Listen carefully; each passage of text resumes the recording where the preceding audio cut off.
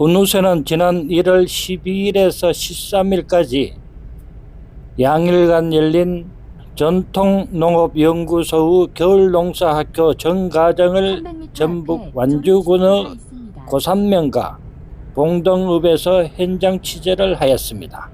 이 행사는 정통농업연구소의 세미나에 봉동읍의 완주생강 정통농업 측의 강의와 현장 답사로 이루어졌죠. 먼저 전통농업연구소와 완주생강 전통농업 시스템 보존위원회의 두 단체 소개 말씀을 드려야겠군요.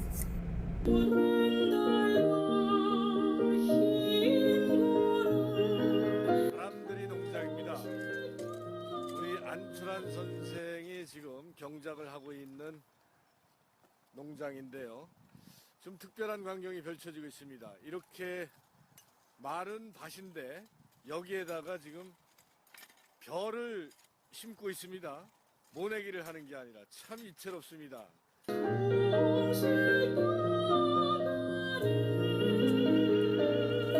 개인 취향으로는 생강을 안 좋아하거든요. 그런데 여기서 만든 생강은 너무 맛있더라고요. 그래서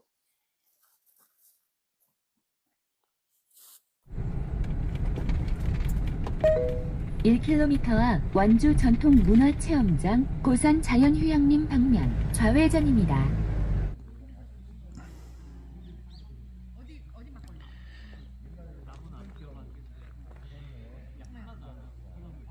주장 있을 때 지금 없었어요?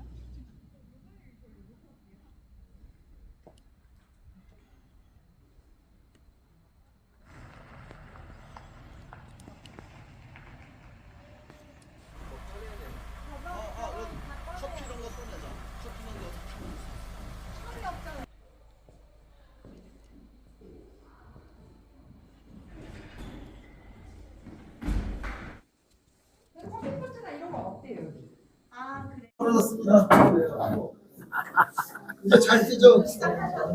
그래서 뭐 편하게 거기다 놓고 뭐.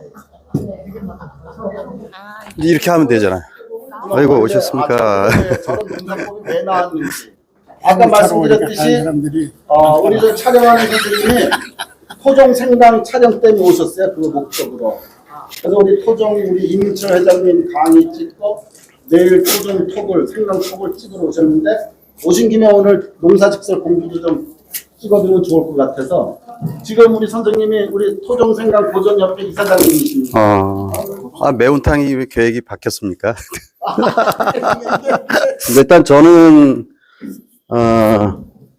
이제 소띠입니다. 61년생이고 그 안 대표하고는 지금 42년지기예요. 그러니까 우리가 19, 20살 때 만나가지고 지금 환갑이 넘은 이제 나이가 됐는데 학교 때 만나가지고 이제 지금까지 인연을 맺어오고 그리고 안 대표님 때문에 제가 이제 이 텃밭 도시 농업이라는 세계에 제가 접어들게 되고 그런 과정 속에서 이 전통 농업 공부 쪽과도 같이 이제 연계가 됐어요. 그리고 지금은 강원도 홍천에 좀 땅을 마련해 가지고 거기다가 이제 한옥집을 직접 제가 짓고 거기서 이제 살고 있습니다. 내가 알고 있는 거를 자꾸 버려야 돼요. 그래야만 그게 무한히 자유로운 생명체가 돼서 얘네들이 나를 위협하는 순간에 나의 배움의 세계가 커진다는 거.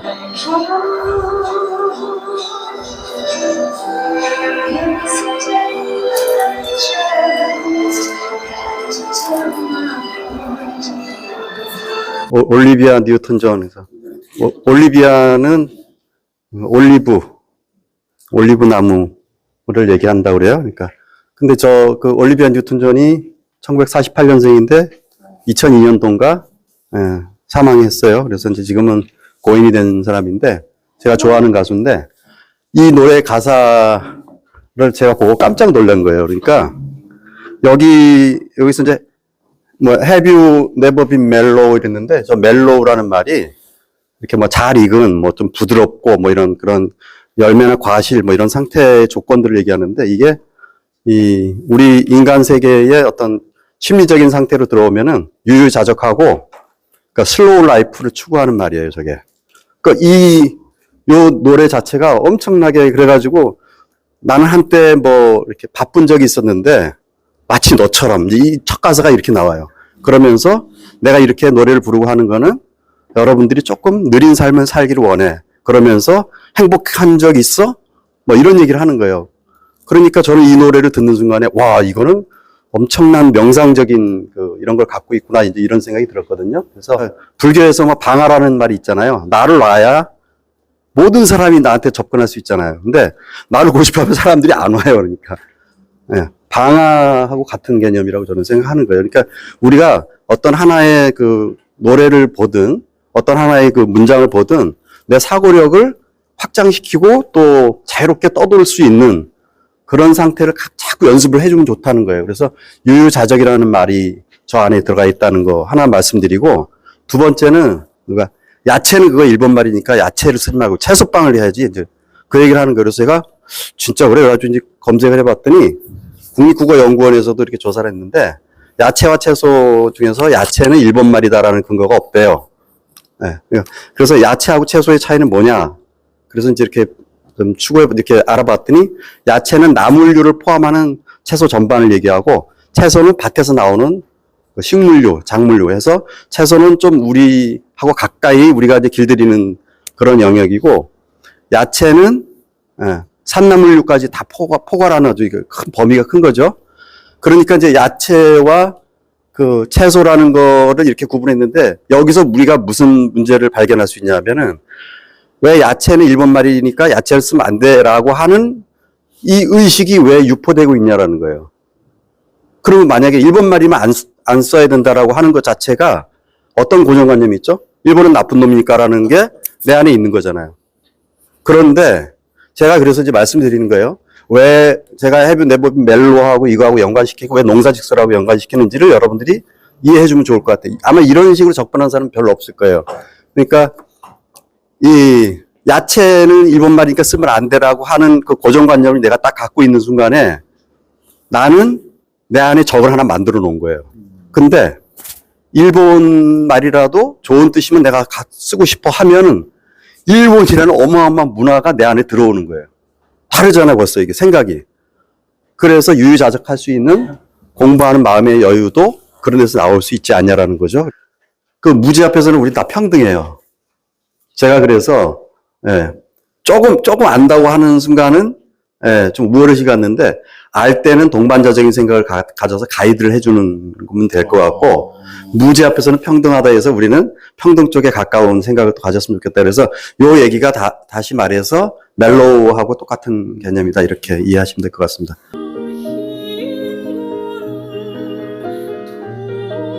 그리고 이것도 저 농자 위에 위에 있는 그 글자가 구불곡자거든요. 그래서 굽어져 있는 세 개를 보이는 건데, 밑에 보면은 별진자가 있는데, 저거는 원래 갑골 문자에서는 농기구를 얘기해요. 그래서 이 자연 상태는 이렇게 곡선으로 돼 있잖아요. 이렇게 막 울퉁불퉁하고, 그 다음에 높낮이도 다 다르고, 그거를 농기구로 다져가지고 밭을 만드는 과정이 농자예요. 그러니까 농자라는 말 안에는 자연은 꾸불꾸불하다라는 개념이 있고, 우리한테는 반듯하게 만드는 세상이 우리한테는 좋은 세상이라는 직선적인 이런 생각들이 저 안에 포함되어 있는 거죠. 그러니까 농자 안에는 자연을 바라보는 관점도 녹아 있는 거예요. 근데 이런 얘기를 어디 가서 저는 들어본 적도 없지만 저도 이거 하면서 찾다 보니까 저런 게 이제 나오더라고요. 그래서 농자를 그렇게 한번 이해해 봤으면 좋겠다, 이런 얘기를 해드리고 싶고, 그 다음에 여기 보면은 곡자가 이제 왜곡할 때 곡자거든요. 그 곡자가 왜곡할 때 그래서 구부러져 있다라는 뜻인데, 잘못될 곡자라는 뜻도 있고, 그 다음에 왜자라는 말 자체는 바를 정자 위에다가 안일 불자에서 바르지 않다, 그러니까 왜자가 되는 거예요. 근데 그 정자는 또 어떤 의미가 있냐면은, 정자는 이 한일자가 딱 들어가고 그다음 밑에 이렇게 지자, 그칠 지자가 들어가잖아요. 근데 이 그칠 지자가 원래 발족자에서 나온 거거든요. 그래서 요 한일자로 된 거는 입구를 얘기해요. 그러니까 성문을 이렇게 일자로 얘기를 하고 발이 이렇게 들어가는 거예요. 그래가지고 저 정자는 뭐냐면 성을 공격한다라는 정자예요, 원래는. 바를 정자가 아니고. 그래서 공격해서 승리하면 그것은 바른 것이다. 그래서 이기는 것이 바른 것이다. 그래서 사실은 농자는 구부러진 자연에 대한 것을 함의하고 있고, 정자는 이 전쟁과 뭐 약탈과 이런 것들이 승리했을 때 정당화된다라는 그런 것들이 내포되어 있어요. 그러니까 우리가 알고 있는 한자와 원래 그 한자가 만들어진 배경하고는 완전히 다른 거죠. 그래서 왜곡 이런 것도 저런 정자를 가지고 응용된 한자다라는 걸 이해하시고 넘어가면 훨씬 이제 한자를 이해하는 범위와 뭐 세계가 넓어질 수 있죠. 이 일사자는 저걸 이제 계속 풀어나가다 보면은 역사라는 이 역사 사자부터 시작하고 사자 옆에다가요. 그러니까 사자 위에다가 하나 짝대기 그러면 관리 리자가 나와요. 그래서 역사라는 것은 관리들이 주물렀던 거고, 그 관리라는 이자 옆에다가 사람인변을 딱 붙여놓으면은 누구를 시킨다는 사역한다는 사자가 되거든요. 그래서 이거는 뭐냐면 누구를 시킨다라는 뜻이 돼요. 그래서 그 사자가 계속 누구를 시켜서 일을 만드는 비즈니스가 됐고, 그 비즈니스가 사업이 됐고 하는 그런 일사자가 되는데, 저 사자는 소위 말해서 비즈니스에서 바쁘게 움직이는 비지라는 이 근대 문화, 밥 세끼 먹고 9시부터 6시까지 일하는 그런 문화를 만들어낸 한자의 세계를 나타내는 거예요, 저 사자가. 그래서 농사직설이라는 그 제목 안에 저런 뜻이 담겨 있는지를 이거를 직접 그때 편찬했던 정초나 변호민이라는 이 관리들도 저런 생각을 했을까? 뭐 했을 수도 있고 안 했을 수도 있겠죠. 그렇지만 우리 관점에서 보면 또 이렇게 달리 보이는 거란 말이죠. 그러니까 이제 이거는 우리가 이제 새롭게 해석해 볼 필요가 있다는 거예요.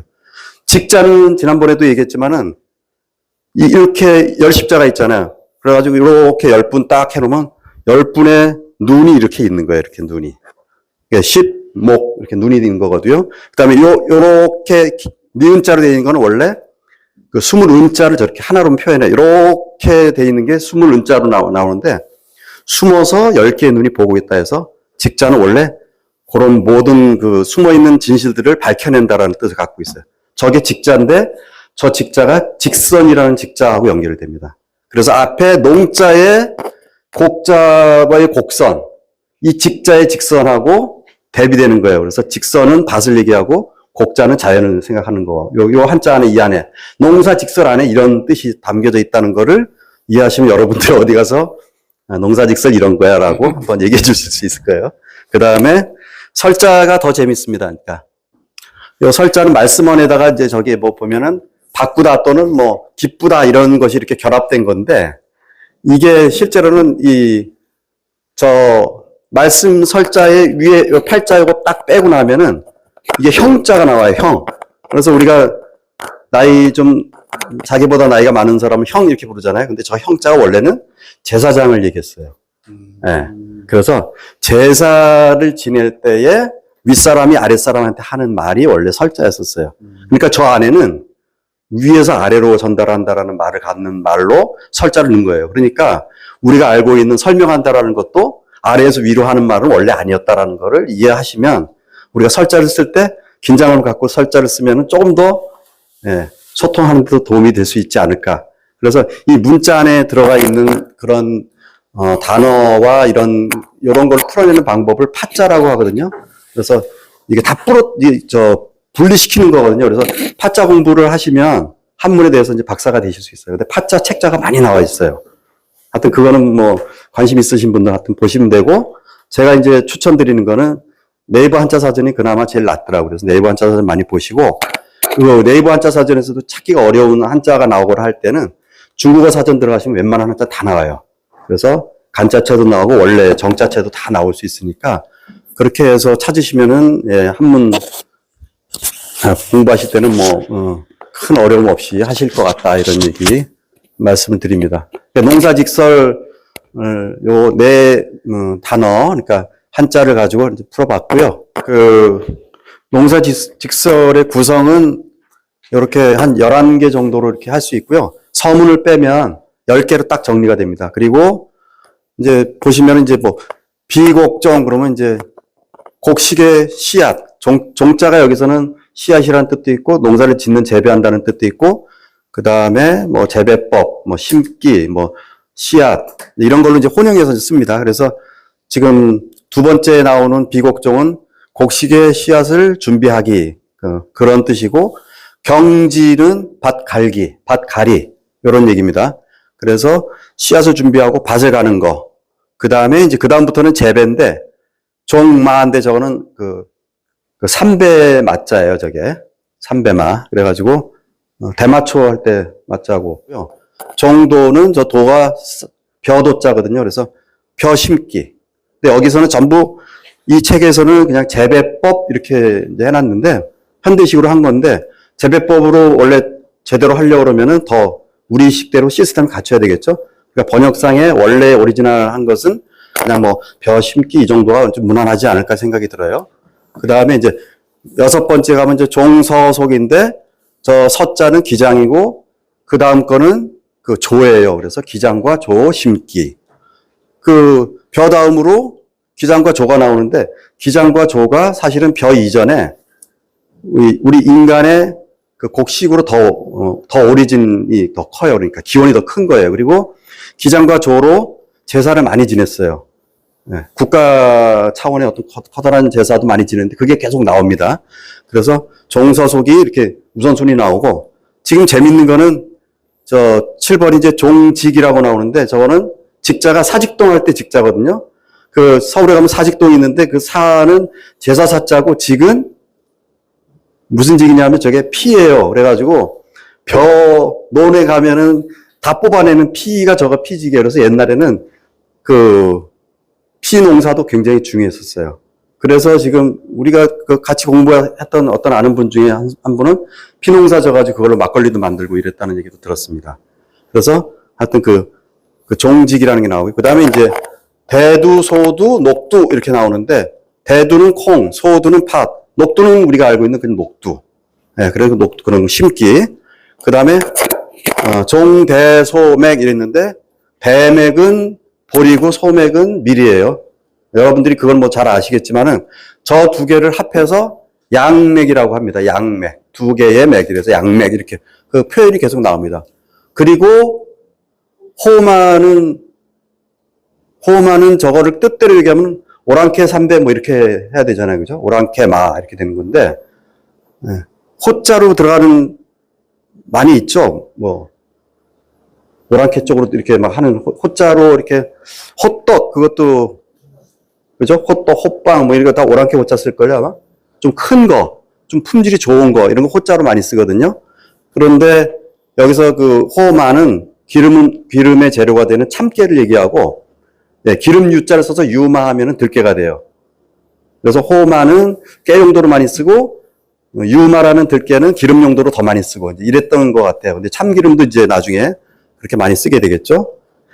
그 정교맥 그래서 저거는 메밀 심기. 저렇게 이제 이렇게 목차 이것만 이렇게 이제 아셨으면은 오늘 공부는 이제 거의 이제 끝난 겁니다. 그 이렇게 구성이 되어 있다는 거 이렇게 이해를 하시고 넘어갔으면 좋겠습니다. 그러니까 구성은 되게 간단하고 이게 이제 그 우리가 좀 딴 전통 농서에 비하면 굉장히 심플한 겁니다. 그런데 이 책이 왜 의미가 있냐면요. 이거는 우리 당시의 조선 실정에 맞는 농법을 많이 여기다 추가를 한 거예요. 그래서 우리나라 최초의 농서라고 할 수 있는 정도고 그전에는 전부 중국 농서를 갖다가 안 되는 걸 막 그냥 이렇게 썼던 거죠.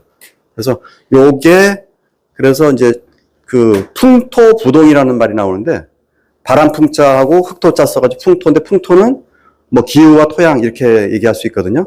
기후와 토양이 부동하기 때문에 농법도 부동이다. 같지 않다.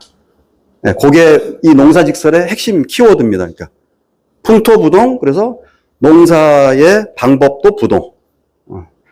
다 다르다는 거예요.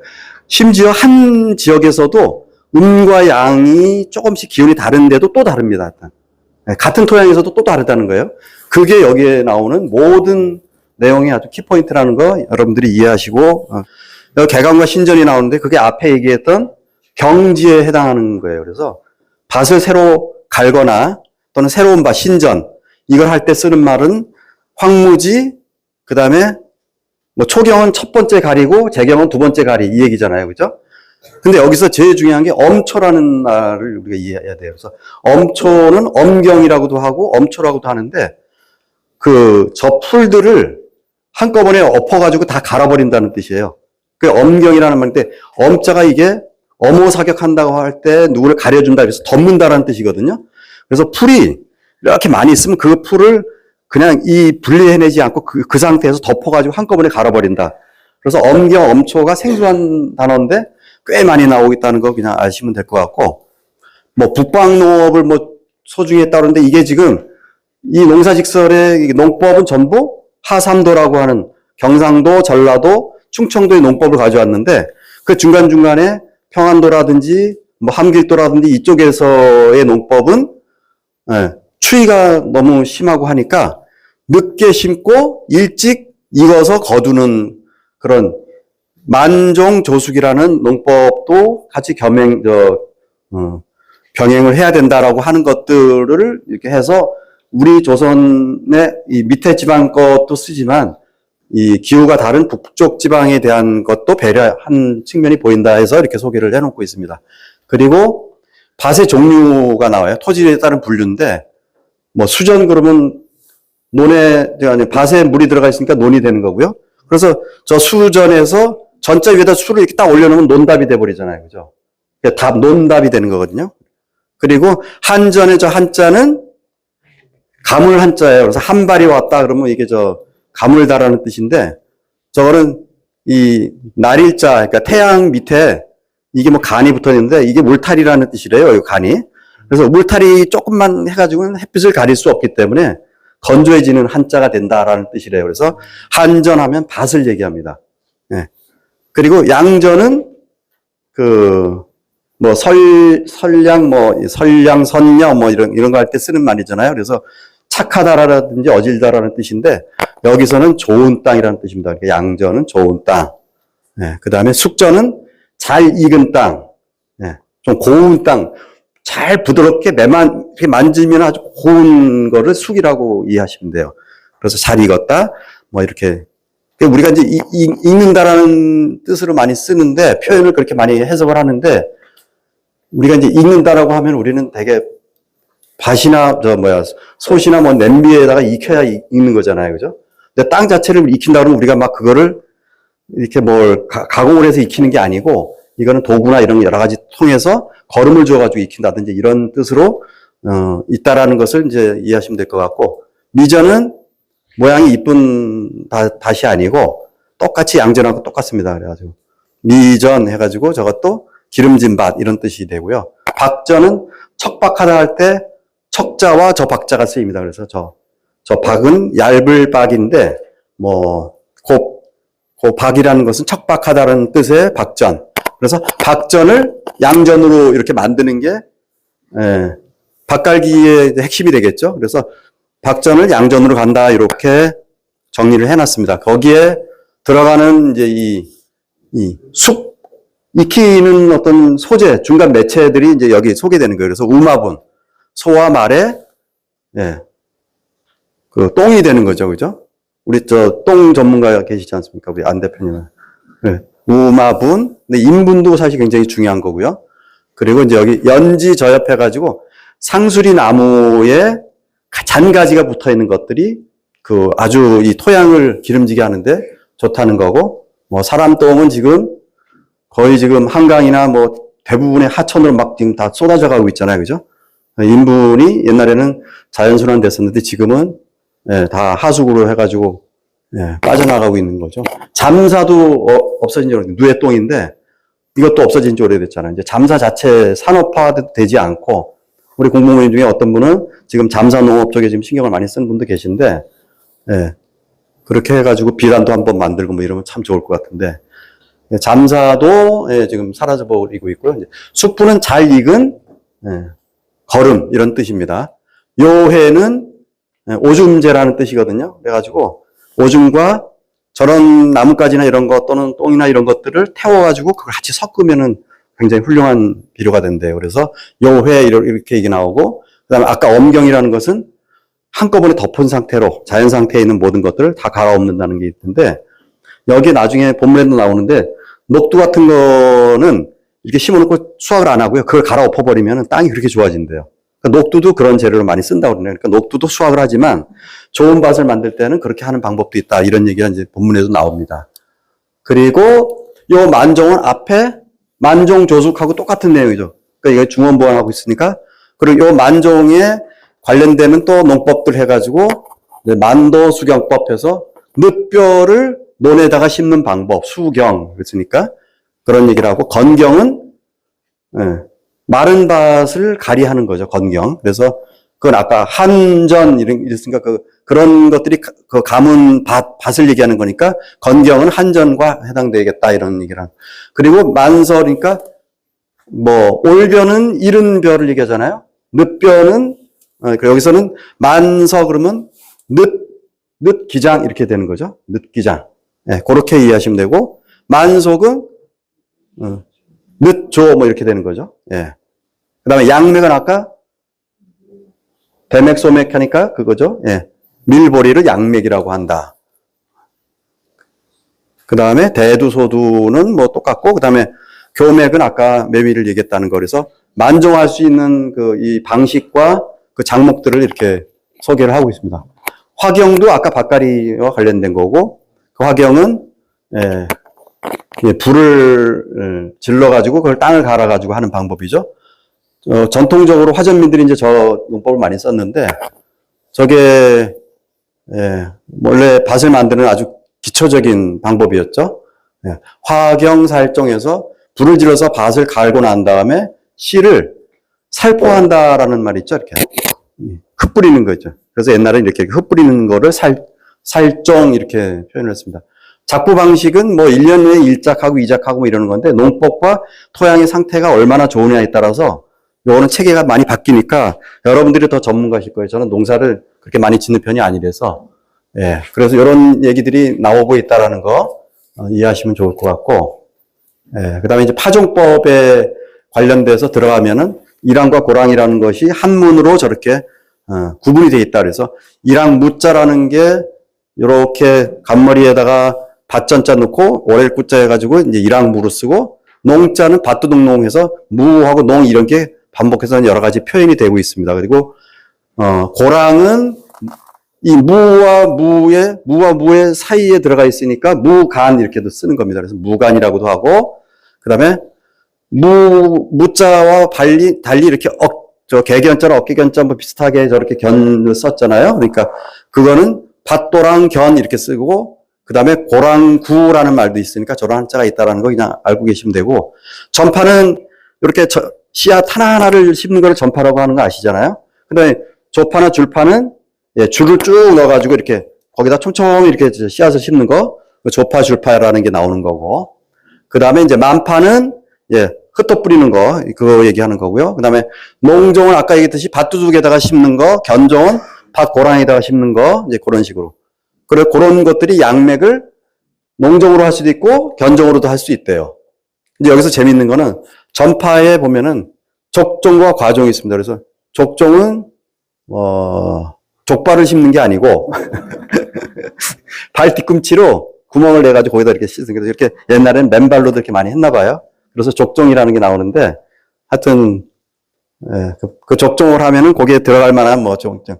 과종은, 이 구멍을 내서 거기다가 심다 그래서 도구를 이용해서 구멍을 내는 건데, 저 과자가 그 과실로 들어가면 한 그루 뭐 이런 단위로도 써요. 그래서 과자가 그렇게 쓰인다는 거 뭐 이렇게 이해하시면 될 것 같아요. 9번째 12법이고, 이 12법은 앞에 나온 양전에서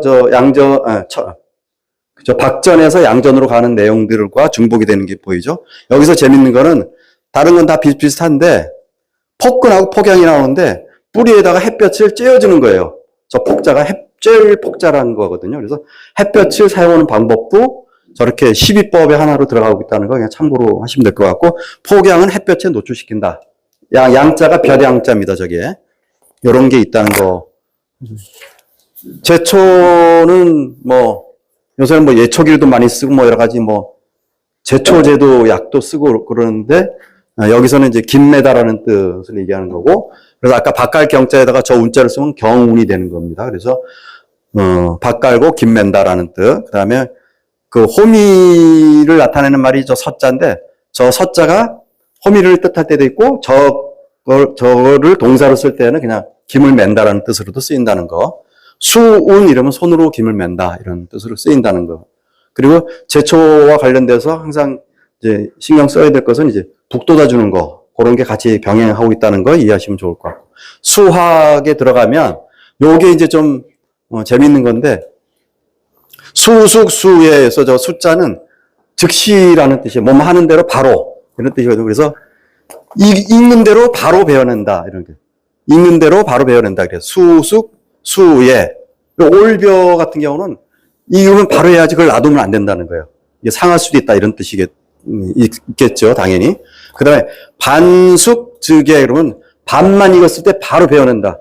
그러면 나중에 저절로 제가 읽는다. 그게 기장이 그렇게 된다라는 얘기가 나와요. 그 다음에 엽진수지에서 엽이, 그러니까 잎사귀가 이렇게 다 떨어지면 그때 베어낸다. 이런 거예요. 근데 저는 뭐 농사를 앉아서 모르는데 이거는 콩이나 뭐 팥 이런 게 다 그렇다고 얘기하는 것 같아요. 그래서 참깨 같은 것도 그렇고 이런 콩이나 팥이 그렇게 된다는 거예요. 그래서 엽진수지는 그 콩팥을 그렇게 하는 거고, 수숙예지는 맨 위에 수숙수예하고 똑같은 거예요.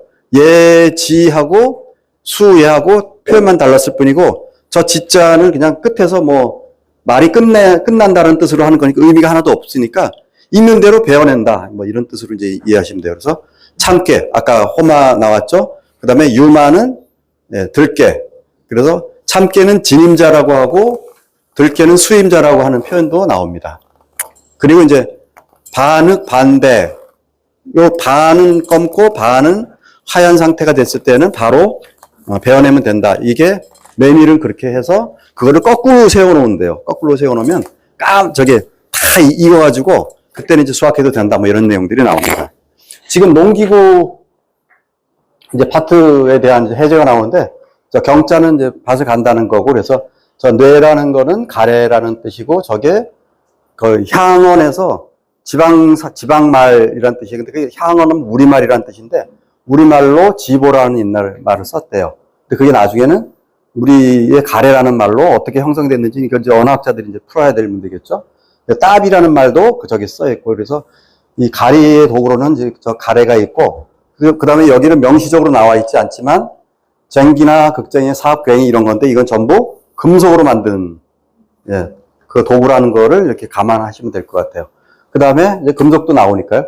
숙치, 저거 아까 얘기했듯이 저거를 뭐 잘 익혀서 다스린다, 뭐 이렇게 우리가 치자가 이게 치 하나 때 치자고 다스린다는 뜻으로 하는데, 다스린다라고 하면은 좀 우리가 무슨 흙을 다스려? 그럼 좀 이상하잖아요, 그죠? 그래서 제가 그 번역 툴을 없애려고 가꾼다 이런 말을 제가 한번 여기 써놓은 게 있으니까, 저 치자는 가꾼다라는 뜻으로 이렇게 한번 생각해 보면 어떨까? 그러니까 저 치자가 정치할 때 치자하고 똑같잖아요. 근데 밭에 들어가서 우리가 밭을 정치를 하는 건 아니잖아요. 근데 그 나쁜 의미에서 밭을 정치하는 것을 관행농이라고 하잖아요, 그죠? 그런 의미에서는 이렇게 조금 응용을 할 수도 있겠지만은 그런 뜻을 이렇게 한번 생각해 보시면 좋겠다. 그리고 마는 이렇게 마찰이란 뜻, 그 마자인데 저것은 비빈다라는 뜻이에요. 그래가지고 연마한다라는 뜻이니까 상태를 고르게 만들어가지고 평평하게 만든다라는 뜻에서 이제 마평이라는 말, 그러니까 평탄하게 고른다라는 뜻이거든요. 그런 도구로는 목작이라는 그 나무로 만든 저 도구가 있는데, 저거를 향언, 우리말로 소훌라라고 표현을 한 거예요. 저게 이제 한자를 차음한 거거든요. 소훌라 하다가 썰해가 된 거예요. 그러니까. 그래서 썰해의 원래 말은 소훌라고, 소훌라의 한자 표기는 목작. 이렇게 되는 거예요. 그리고 철지파는 쇠로 이렇게 이빨이 만들어져가지고 이렇게 이렇게 돼 있잖아요. 그렇게 대충. 그래서 저게 우리말로는 수수음이에요. 수수음하다 쇠스랑 이렇게 되고 그런 뜻이 있다는 거예요. 그 다음에 이제 뇌목이라는 것은 고음파라고 우리말로 쓰는데, 저게 곰방매로 된 이런 뜻이 있다는 거. 그 다음에 윤목이라는 거는 바퀴가 달려가지고 굴러가면서 땅을 다지고 풀도 다지고 하는 그런 건데, 남태라고 하면 이렇게, 그래서 소 양쪽에, 소 뒤에, 여기 썰매를 이렇게 구루마 같은 게 이렇게 바퀴 달린 거를 끌고 갈 수 있는 소 뒤에 얻는 그 후지라는 게 있는데 그 후지에다가 저 남태를 뒤에다 걸고 소가 쭉 지나가면은 자동으로 이렇게 갈리는 그런 이제 숙지와 마평도구로서의 윤목이 이제 있는 거고 고로라는 것은 우리말로 도리편 그래서 도리깨로 이렇게 이제 바뀌는 겁니다. 그 다음에 이제 여기 복토 하면 흙을 덮는다 이렇게 많이 쓰는데 한자에는 어쨌든 저게 덮을 부로 나오고 복자는 다시 복자 뭐 이렇게 쓰는데 저거는 조금 구분해서 복토가 맞는지 부토가 맞는지는 좀 고민해 봐야 될 것 같아서 제가 계속 이렇게 써놓습니다. 근데 지금 일반적으로 다 복토를 쓰고 있습니다. 그 복토하는 그 도구로는 끈계라는 노로 표현이 되는 끈계라는 한자가 있는데 이거를 예계라고도 표현을 하고 번지라는 것도 팔로라는 글로 이렇게 쓴다라는 거 이런 게 있고 파로 이 전부 비슷비슷한 얘기들입니다. 나무로 만든 다 도구들이고요. 그리고 파로는 밭고물에 축에 밀개라는 뜻으로 쓴다고 아까 얘기 나온 목작이라는 게 배자 등을 해가지고 서울나배 또는 등썰에 썰에 등 뭐 이런 걸로 쓴대요. 그러니까 이런 농기구들이 나오고 있다는 거를 그냥 참고하시면 될 것 같습니다. 그리고 힘낼 때는 호미로 주로 많이 한다 그래서 서자를 쓰는 거고요.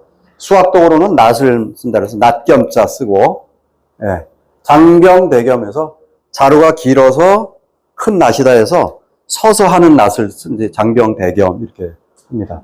타작할 때 두드려서 작물을 수확하는 걸 타작이죠. 그때는 소장에서 작은 지팡이, 작은 막대기 이런 걸로 두들기거나 키를 쓴다 해가지고 키, 삼택 이런 도구들이 나오고 그 다음에 이제 뭐 곡식에 씨앗을 담거나 뭐 어떤 주머니나 뭐 이런 여러 가지 항아리 이런 그 도구들이 나오는데 포천이라는 게 나오는데 이게 빈 주머니인데 공서 이렇게 쓰기도 하고 포낭은 배 주머니 해가지고 포낭으로 이제 씁니다. 그리고 항아리 옹자에서 옹독자인데 요거는 항아리를 이제 얘기하는 거고 독옹자죠.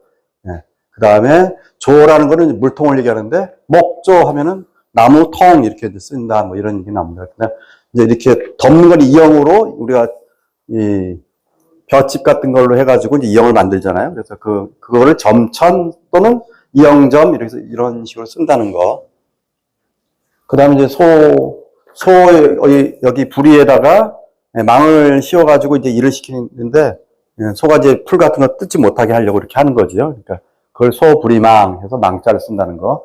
그 다음에 이제 농우는 이제 농사용 소 해서 이제 에너지도 제공하고 소의 분뇨는 비료로 거름으로도 사용된다. 그런 게 있고 그 다음에 이제 농사직서를 당시에 책을 만들어서 배포한 대상은 소농보다는 주로 대농이나 또는 지주들이었을 것이다라고 여기서 정리했는데 그거는 왜 그랬을까요? 왜 대농이나 이런 걸 했을까요? 국가의 중요한 수입원이었으니까 그렇겠죠? 갖다 바쳐야 되잖아요. 그래서 여기 이제 첫 번째 문장이 나오는데 농자 국가 천하지 대본 이런데 농사라고 하는 것은 국가의 또는 천하의 근본이다라는 거는 농사 없이는 국가가 건립될 수 없어요. 그래서 원래 그 국가가 성립될 때에는 농사가 시작돼요. 그래서 농경과 국가의 설립 조건이 같이 가요. 그래가지고 그게 되게 재밌는 대목인데, 그리고 일본 같은 경우에는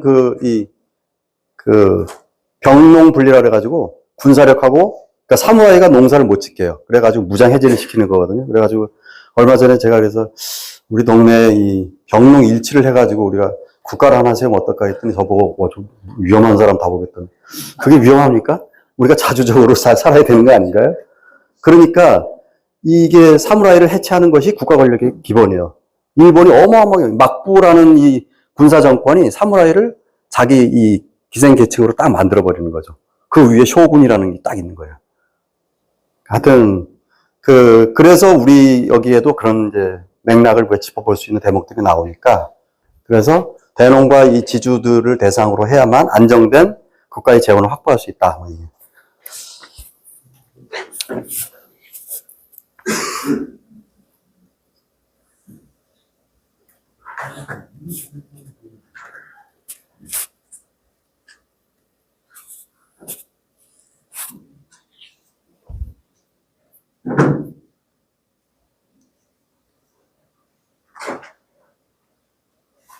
여기 보면 농자, 그러면 농자는 농사 짓는 사람이 아니고요.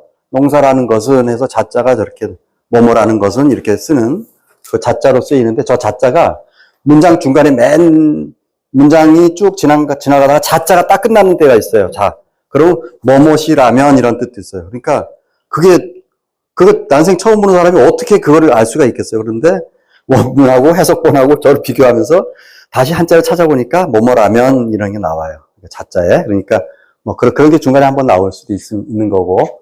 그 다음에 그 천하지 대본이라고 할 때 본자는 지난번에도 말씀을 드렸듯이 저건 농사 본자거든요. 원래는 농사를 짓다라는 뜻이에요. 본자가. 그러니까 농사가 근본이다라는 얘기를 자꾸 강조하는 게 저 안에 함축되어 있는 거죠. 그래서 농사 본자가 있고 서희부의 임원경제지에 본리지라는 편이 있는데 농사 본자에 수확할 리자에서 그 본전과 이자 할 때 쓰는 말하고 똑같은 거예요. 그래서 본전과 이자가 본전을 갖다 놓고 오래 놔두면 이자가 불어가지고 되듯이, 예, 본리라고 하는 것은 뿌리고 거둔다라는 뜻이거든요.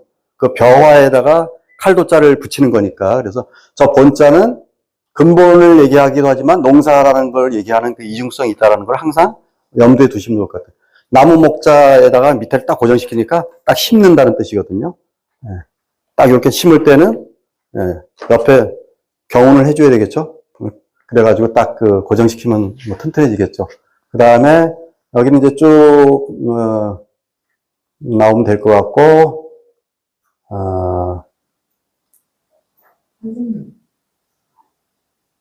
여기 선생님 뭐 질문이 있으신가요? 질문, 예, 여기 요 향언이라는 게 아까 우리말 이런 뜻이었고요. 그 다음에 여기 근본에 힘쓰게 한다는 게 아니라 농사 짓는 데를 농사에 힘쓰게 사람 백성들을 가리킨다라는 뜻이거든요. 그래서 요 본자가 또 바뀌어서 이제 쓰이고 있고요. 그 다음에 요거는 유신 이랬는데 요 유신은 그 조정의 관리들을 다 얘기하는 건데 요 유자가 그 유교할 때 유자거든요. 그러니까 저런 것들이 어떠한 이데올로기에서 그 당시에 조선이라는 나라가 움직이는 이 관리 이게 되고 있는지를 이렇게 이해하면 될 것 같아요. 그러니까 이런 것들이 사실 굉장히 중요한 핵심어들로 여기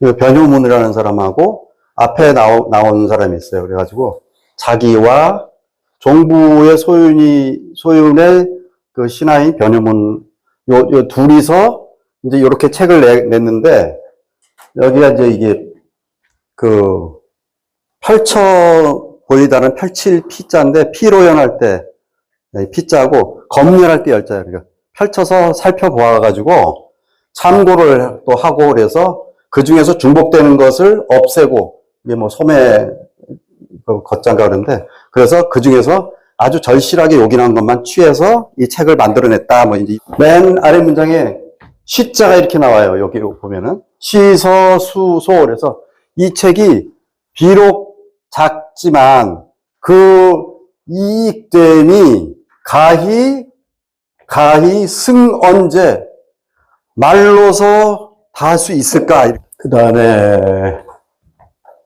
저기 이제 뭐 키질로 까불린다 뭐 이런 게 나오거든요.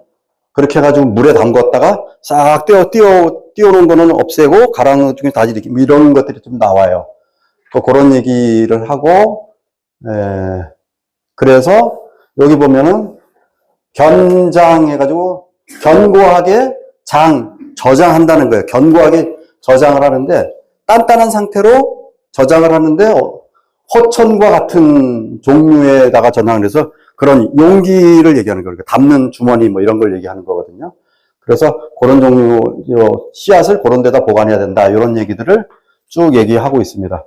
여기서 구곡이 나오는데 구곡은 기장, 피, 수수, 벼, 조, 콩, 팥, 보리, 밀 이렇게 세종실록에 이렇게 나온답니다. 그래서 9개 곡이 이렇게 있다는 거 참고로 이제 하시면 될 것 같고 그 다음에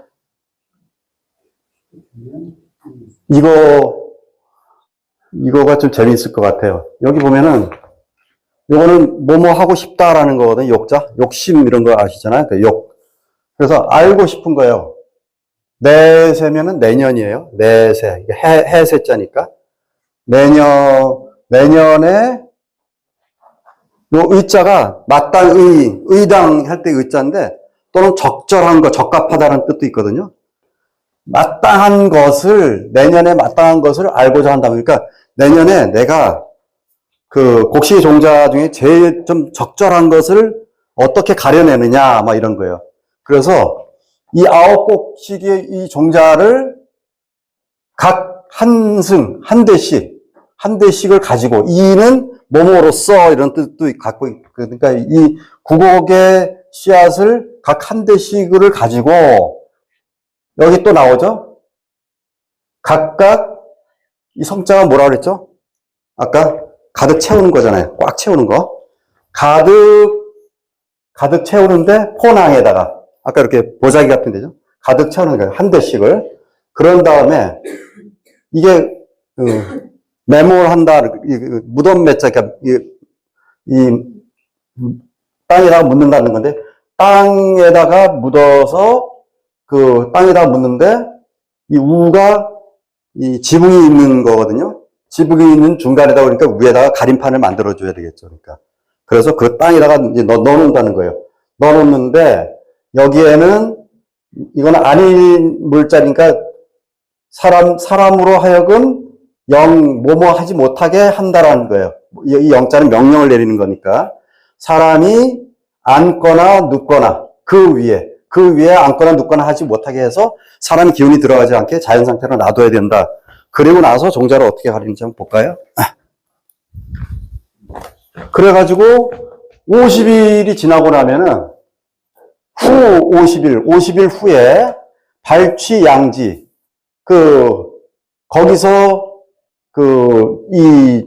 거두어서 한 양들이, 이 거두어낸, 뽑아내고 취한 그 양들이, 여기 식자라는 건 이게 숨쉬 식자거든요.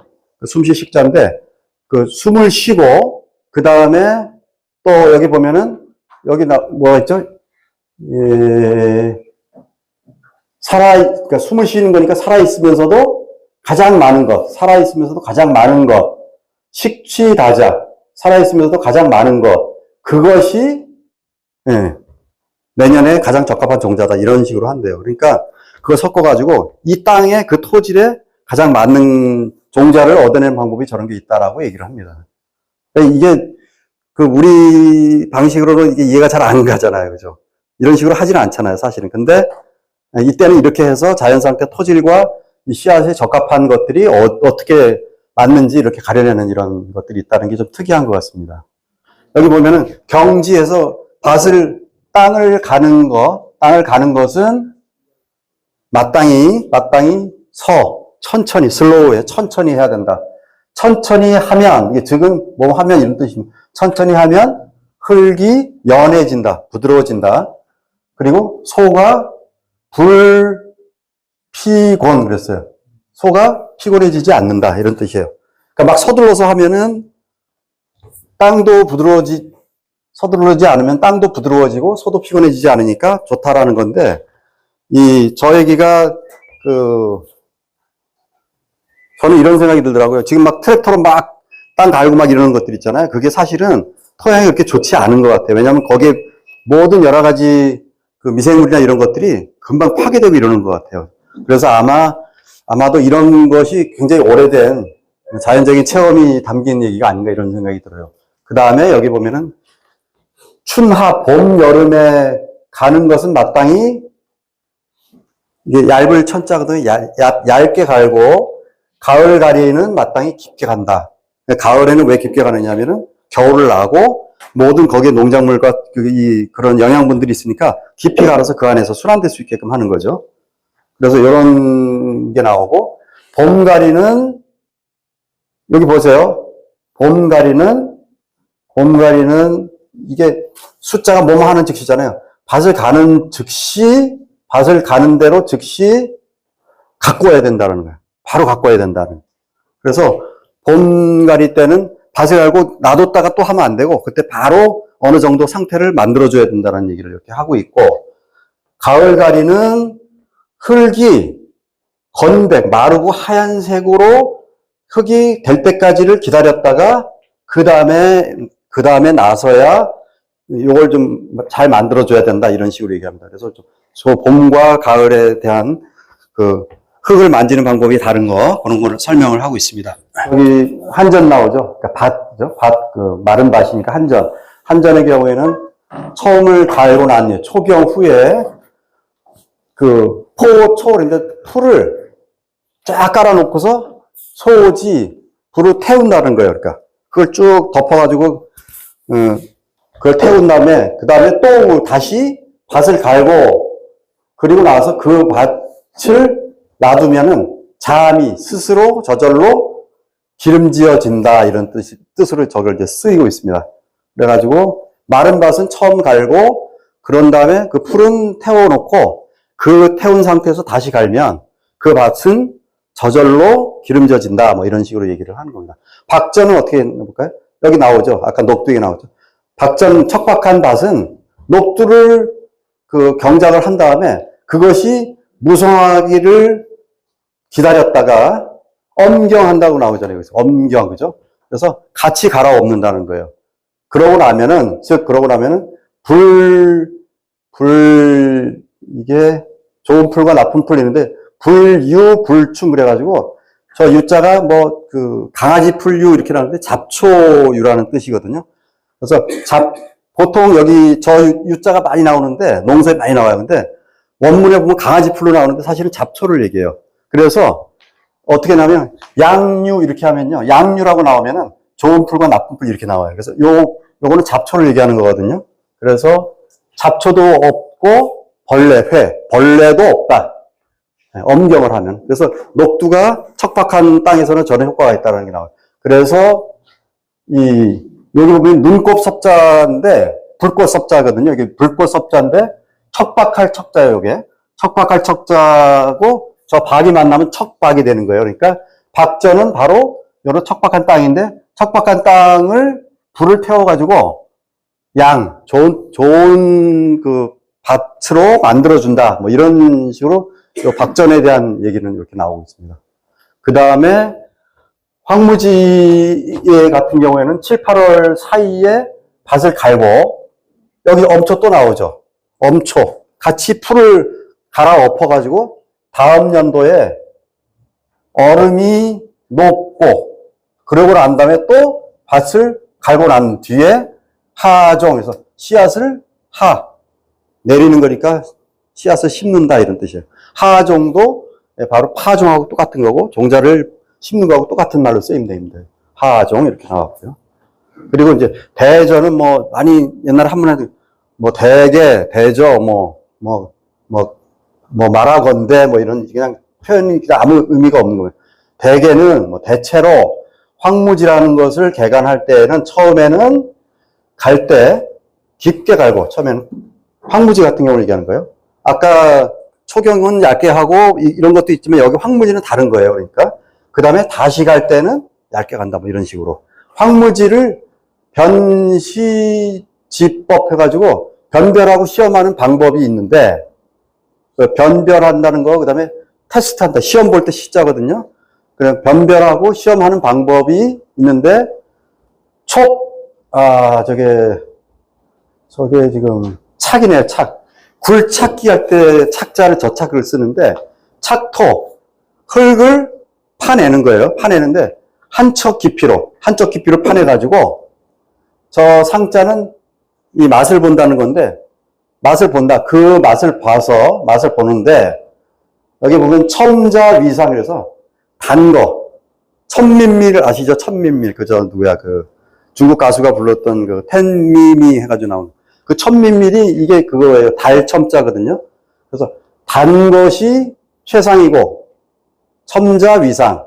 불첨 불함 소금 함자입니다. 함초 소금할 때 함자. 그래서 불첨 불함 달지도 않고 짜지도 않은 것. 그것이 불천 불함자. 그런 것이 차지. 그 다음이고, 함자. 짠 것은 위하. 제일 하급이다. 이런. 그래서 흙을 이제 분별하는 것을 이 맛으로 하는 거. 이런 식으로 이제 얘기 나와 있습니다. 마심기 나오는데, 많은, 보면 이게 원래 학문명이 칸나비스 해가지고 이게 원래 대마초. 그래서 영어로는 그런 의학용어로도 많이 쓰이는 건데, 그게 실제로는 대마초 관련된 그런 작물이라는 거. 이 말을 심을 때는 정월에 빙해. 정월은 전부 음력을 얘기하는 건 아시겠죠? 그죠? 정월.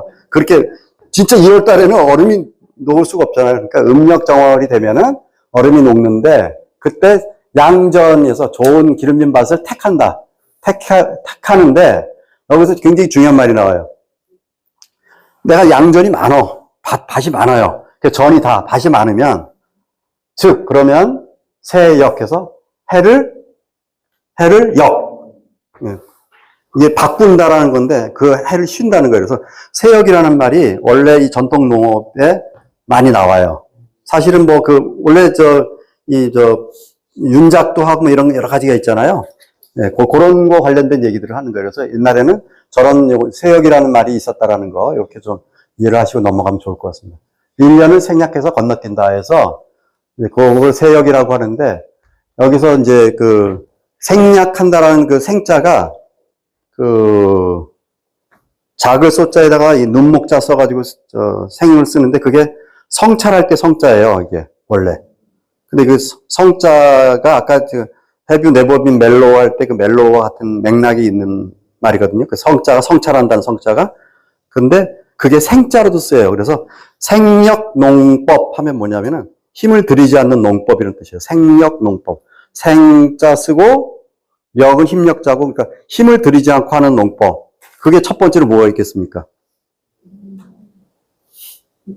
그냥 자연농, 방치농. 그냥 그런 것도 있고, 두 번째는 기계농. 그 다음 세 번째 화학농. 다 생명농법이에요. 근데 전통적인 생명농법은, 전통농에서 다 또 구분이 되어 있어요. 그러니까 그 생력이라는 농법의 세계도 굉장히 중요한 대목 중에 하나로 나옵니다, 사실은. 그렇게 한번 보시면 될 것 같아요. 그래서 세역은 그런 그 생력 농법을 만들려고 하는 노력 중에 하나로 그렇게 쓸 수도 있겠다는 생각이 드는 거고, 경지, 종산, 횡산. 그래서 밭을 가는 것은, 지는 뭐뭐 하는 것은 이렇게 하는 거니까, 밭을 가는 것은 종으로 세 번 하고 횡으로 세 번 하고, 그리고 웅화분을 쫙 깔아버린다는 거예요. 펼칠포.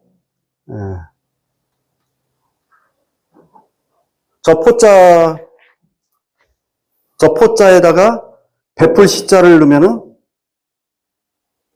보시가 되는 거죠. 불교에서 이렇게 나눠주는 거. 그죠? 포로 쓰이는데 베풀 시를 붙이면은 보시가 돼요. 발음을 할 때는. 갑자기 막 그런 게 생각이 나지. 이게. 여기 내가 그걸 써놨나? 이게?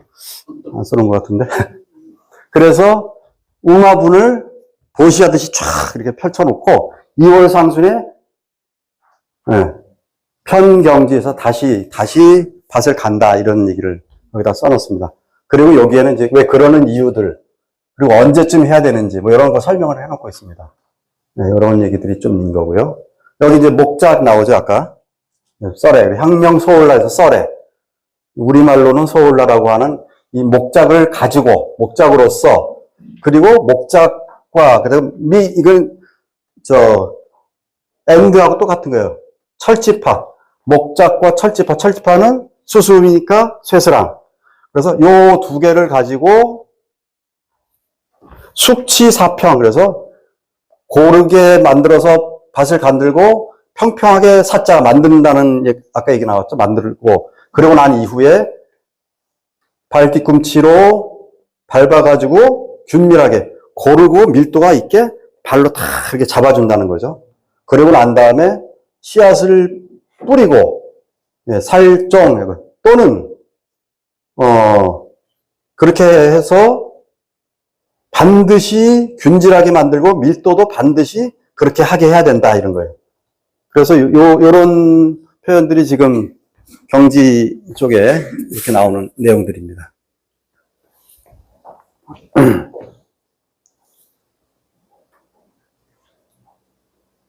씨앗 덮는 얘기 나오는데 저기 아까 복종 나오죠. 복토도 나오고 복종도 나오는데 끈개를 이렇게 걸어다가 이렇게 흙을 덮어주는 거, 부종, 복종 뭐 이렇게 할 수 있는 거고, 여기도 다 이제 그런 식으로 얘기들을, 씨앗을 뭐 하는 얘기들, 이런 얘기들 나오고 있으니까 참고하시고, 이제 벼가 이 농사 직설에서 제일 많은 한 40% 정도 차지해요. 이 분량이 제일 많고, 이게 아마도 뭐 제일 중요한 농사 작물 중에 하나였으니까.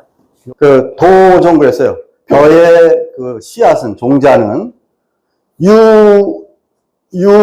저는 그 조자는 일찍 조자잖아요. 그죠? 그러니까 유만, 그러니까 올벼가 있고 늦벼가 있다라는 거예요. 그러니까 벼의 종자로는, 벼의 씨앗으로는 올벼가 있고 늦벼가 있고, 그런데 경종법, 밭을 갈고 씨앗을 뿌리는 법은 어떤 게 있냐? 유수경, 물갈이를 하는 방법이 있고, 물로서 물을 가지고 경작을 하는 방법이 있고 해서, 이 수경은 우리말로 수삼이 이렇게 써요. 수삼이 이래가지고 나중에 어떤 식으로 표현하면 물살미 이런 식으로 쓰는 거예요. 삶는다라는 뜻이 말이 여기하고 또 연관이 돼가지고, 그래서 저 삼이하고 삶는다라는 말들이 이렇게 막 이제 뒤엉키기 시작해요. 유건경 그래가지고 마르게 하는 가리니까 이거는 밭을 얘기하는 거잖아요. 그거는 우리말로 건삼이 이렇게 해서 건삼이 이렇게 하는 방법이 있고, 또는 유삽종 그래가지고 여기 보면은 요거는 묘를 심는 거예요. 묘를, 그러니까 모내기를 한다는 거예요. 모내기를 하는 방법이 있고, 그리고 제초하는 방법은 대체로 다개자거나 개동 다 같다. 뭐 계속 반복되는 얘기가 많이 나옵니다. 그래서 그런 얘기가 나오고, 그 다음에 여기 보면은 올벼, 이렇게 일찍 나오는 조생종, 이 조생종 할 때 이 조자가 그대로 쓰는 그러니까 이 올벼를 추수하고 난 뒤에는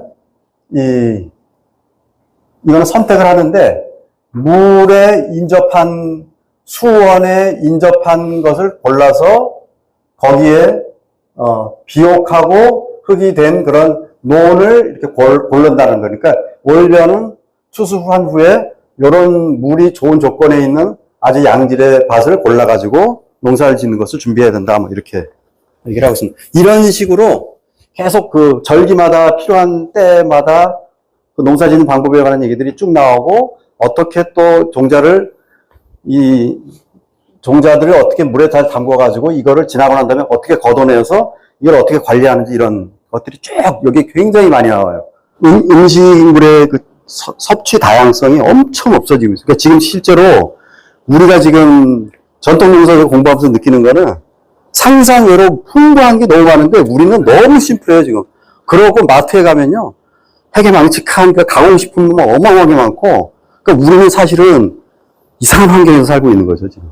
이게 머리만 그런 게 아니라 몸 구조도 그렇고, 그 제가 지금 사실은 여기 전라도 쪽으로 이렇게 여행 오면은, 와, 반찬 나오는 거 보면 완전히 막 감동. 근데 이제 서울 올라가고 강원도 쪽이나 또 경상도 쪽 가면은 너무 또 척박한 거예요, 이 음식들이. 그래서 우리의 이 먹거리 환경이 너무 지금 심각하게 지금 파괴되는 건 아닌가. 사실 저렇게 풍부한 게 맞는 건데, 그런 것도 좀 먹고.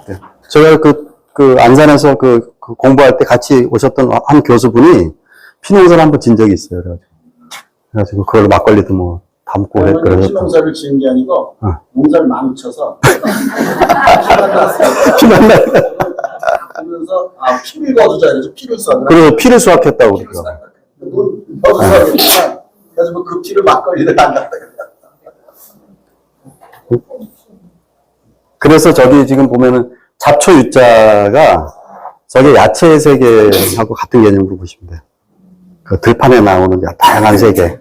그래서 지금 그 잡초의 개념도, 저는 사실은 농사보다 더 우월한 문화가 채집 수렵이라고 저는 생각하거든요. 네, 그쪽으로 가야 훨씬 다양성이 확보가 되는 건데, 너무 농사로 가니까 이게 좀 문제가 더 심각해지는 거죠. 농사만큼 힘든 게 없잖아요. 근데 그냥 놔두면 이건 완전히 다양성도 확보되고, 우리가 조금만 좀 컨트롤만 조금만 해도 되는 건데, 그런 거를 정말 할 수 있느냐는 뭐 또 별개의 문제지만, 그리고 이렇게 땅을 가를 때 네. 그러니까 그 마른 풀을 태워서 그 땅하고 같이 가는 것이 재가 그렇죠. 하는 역할을 그렇죠. 하는 거죠. 예. 그 재가, 예, 굉장히 중요한 역할을 많이 하죠. 그 회자로 많이 나오는데 그게 가장 중요한 걸음 중에 하나. 그래서 분회 이렇게 씁니다.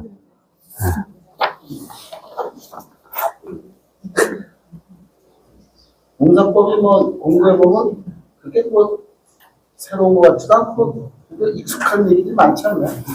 그래도 옛날에도 저렇게 좀 합리화가 돼 있었구나라는, 저것도 사실은 세종대왕이 확립한 게 아니라 다 집안을 돌면서 노농들한테 인터뷰해서 정리했다고 그러잖아요. 네, 여기 노농들을, 그러니까 뭐, 거기서 이 노자는 나이 든 사람도 되는데, 이제 경험이 많은 노련한 그 노농이 그 두 가지 의미가 다 있거든요. 그런 사람들 해가지고 수집해가지고, 여기 이름을 얹힌 사람들이 이 관리들이에요. 그러니까 장관급 2명이 거기 이름 딱 얹혀놓은 거예요. 그러니까 실제로 저 농사직설은 노농들의 저수를 그대로 그냥 정리만 한 거죠, 사실은. 편찬자들이죠. 지은이는 아니고.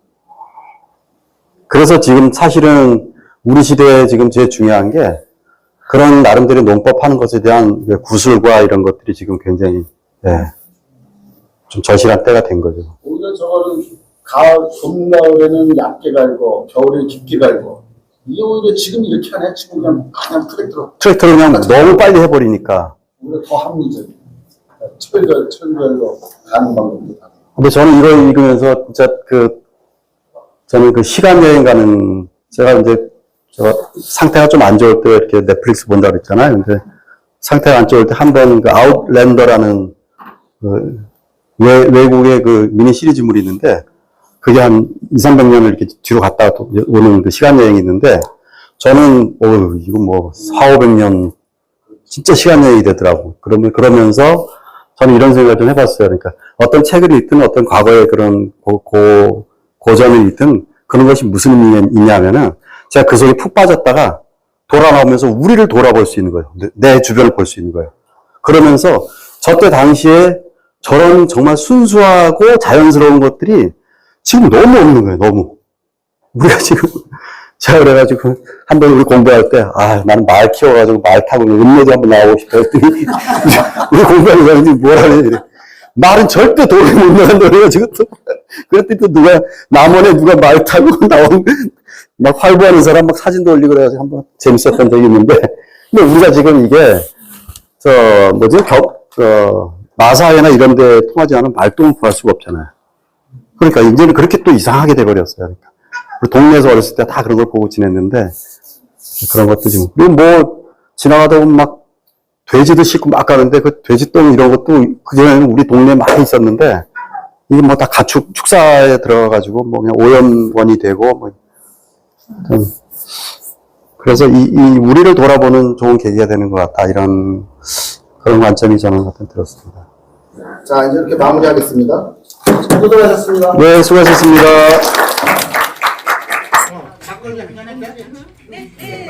우리 팀 역사, 농사에서는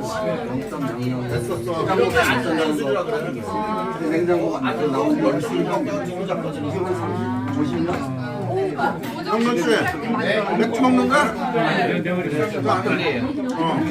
고마워, 영건씨. 고농서 공부 업그레이드로 원문 강도 이거 하려고. 그나저나, 그게